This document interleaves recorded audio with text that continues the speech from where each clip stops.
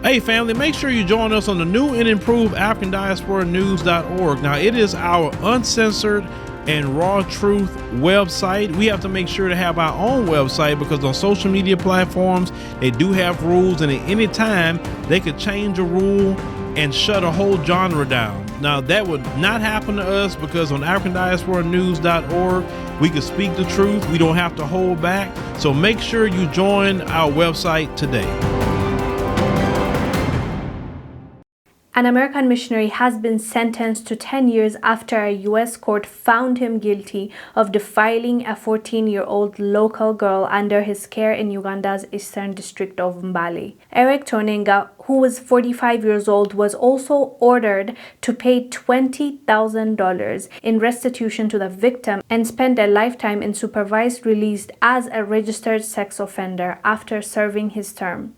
Eric pleaded guilty in February and was taken to jail pending sentencing. He pleaded guilty and he got 10 years for what he did to this 14-year-old girl. The unfortunate thing about this story is this is not the first time this has happened, and it won't be the last time. They come to Africa in the name of missionary work, and when they get here, some of them, what they're accused of doing is unthinkable. And you know, when you go through these stories, it just rubs you the wrong way because you can see how the locals believed in them. The locals are open to them, and the locals allow their kids to go around these people. They allow them in their house, and they end up hurting the same community that allowed them in their society, allowed them to be part of that community. And it's just really sad seeing the children paying for it because this is not the first girl. There was a story a few years back of an old couple that were actually doing this to many kids, many local kids. And you know, the kids are scarred for the rest of their lives. Yes, that man might be arrested. Yes, he might pay up.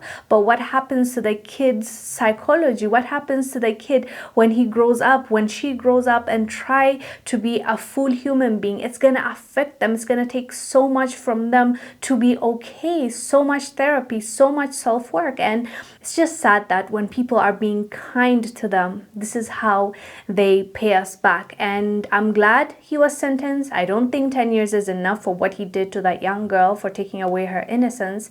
But what needs to happen going forward is governments need to take accountability. You are allowing this man, these people to come into your country. So how well are you tracking their movements? How well are you responding to people's accusation and people's reports? So, you know, at the end of the day, yes, individually we can protect ourselves and we can be aware, and we need to make decisions based on that, but our governments, our leaders also are in position to protect us and to take action when people like this come to our continent and take advantage of the most vulnerable. Anyways, fam, let us know down below what your thoughts are about this. I am Wongel Zelalem. I'll see you on the next one. Bye. Colonization never ended in the white supremacist system. And as we see today, the colonization is in the mind. Now, those who have been enslaved and those who have been colonized, we're still dealing with the remnants of that through the colonization of the mind. Pick up my book, 7 Steps to Decolonize the Mind, and we will help deprogram you from the colonization that was put upon you by generations and generations of white supremacy. You can pick it up today on Amazon.com.